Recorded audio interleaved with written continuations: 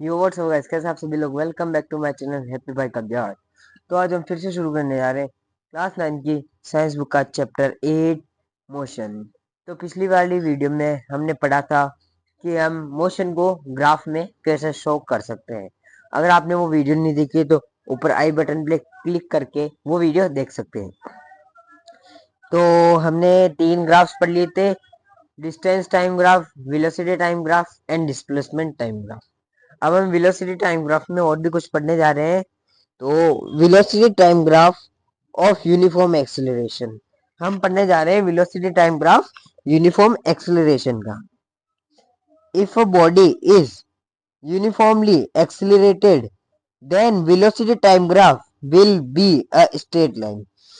अगर एक ऑब्जेक्ट या बॉडी यूनिफॉर्मली मतलब एक्सेलरेटेड हो constantly, so the velocity time graph will be a straight line.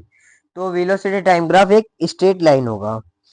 तो ये ग्राफ बना रखा है यहाँ पे मैंने, और इनकी एक्सेलरेशन बिल्कुल यूनिफॉर्मली है, तो वो बिल्कुल स्ट्रेट लाइन में है।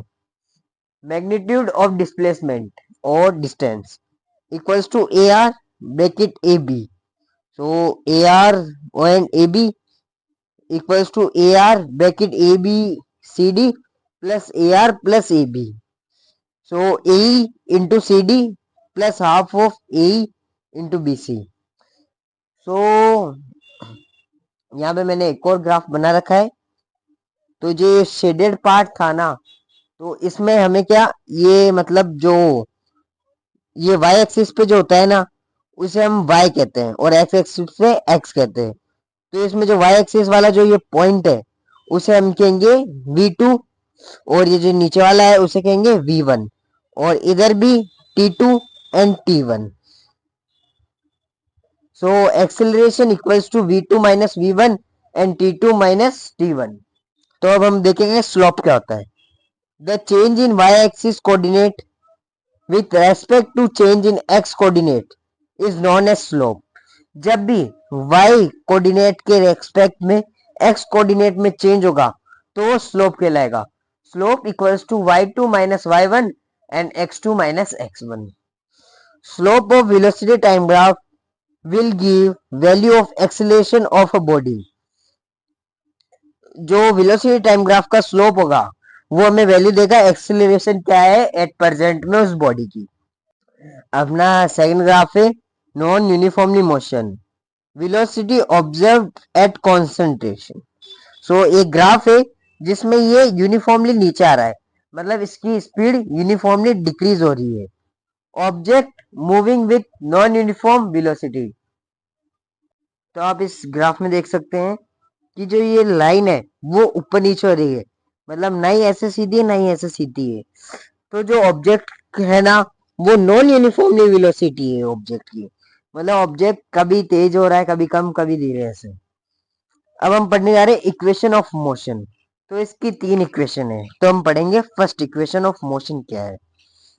So first equation of motion है v minus u plus a t, और हम v equals to u plus a t भी लिख सकते हैं। v माइनस यू तो हमारा हो गया वो v माइनस यू मतलब initial velocity minus final velocity equals to acceleration into time. Same ये initial velocity equals to final velocity plus acceleration into time. Velocity of uniformly accelerated body after time is given by the first equation of motion that says v equals to u plus at। Sorry ये v बन गया है, ये u plus at। तो हमारी first equation ये हो गई v equals to u plus at। आपको 3 इक्वेशन है तो ये तीनों की तीनों अच्छे से याद करनी है। तो हमारी सेकंड इक्वेशन देखते हैं अब। Second equation of motion s equals to ut plus half a t square. S हो गया हमारा डिस्टेंस इक्वल्स टू यूटी, मतलब इन्हीं final time, final final velocity into time plus half a t square, half acceleration into time का square. सो हमारी second equation है s equals to ut plus half at square. Distance covered by uniformly accelerated body after time is given by the second equation of motion, that is s equals to ut plus half at square. Our third equation of motion, v square minus u square equals to 2as, or we can write v square equals to u square plus equals not plus 2as. सो हम इसे तीन तरीकों से लिख सकते हैं. अगर हमें v फाइंड करना होगा तो हम u को उधर भेज देंगे, और अगर s फाइंड करना होगा तो v square minus you square upon 2a. तो ये हमारे थर्ड इक्वेशन का स्टेटमेंट है, और आपको ये तीनों ही इक्वेशन बहुत अच्छी तरीके से याद कर लेनी है. Distance travelled by a body during period when velocity changes to v, मतलब initial velocity to final, is given by the equation of motion, that is s equals to v square minus u square upon 2a.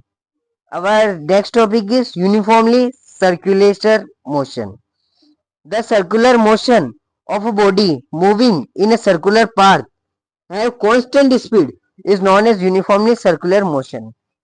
जब हमारा object motion में होगा, वो भी एक circular path में, तो उसकी जो स्पीड होगी वो कांस्टेंट होगी. So that's why this is called uniformly circular motion. If a body takes seconds to go one's complete circle path of radius r, then the speed is given by v equals to 2 pi r upon t.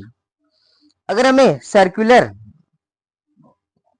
Uniformly circular motion को find करना होगा तो हमें v equals to u pi r upon t का formula apply करना होगा.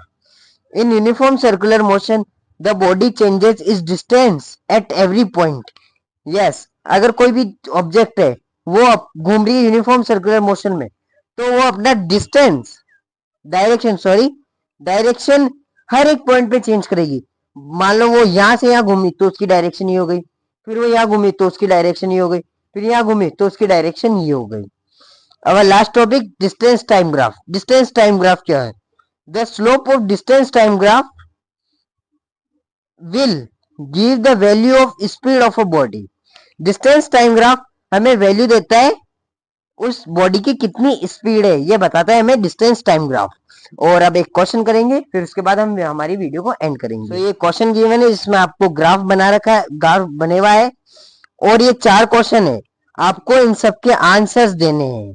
तो मैं इनके आंसर्स आपके लिए यहाँ से रिमूव करवा दूंगा, तो आपको इनके आंसर खुद ही फाइंड करने हैं और खुद ही करने हैं. और अगर आपको ये समझ में नहीं आता है तो मुझे कमेंट में बताना, मैं आपके लिए इसके सिर्फ इस एक क्वेश्चन के लिए एक शॉर्ट या एक वीडियो अपलोड कर दूंगा, जिससे आपको ये समझ में आ जाएगा. तो अब हमारा चैप्टर के नोट्स हो चुके खत्म. अब हम करेंगे मिड क्वेश्चंस, फिर हम करेंगे नेक्स्ट चैप्टर, और हम अब मिड क्वेश्चंस करेंगे हमारी नेक्स्ट वीडियो में. So we will meet in next video. Bye bye.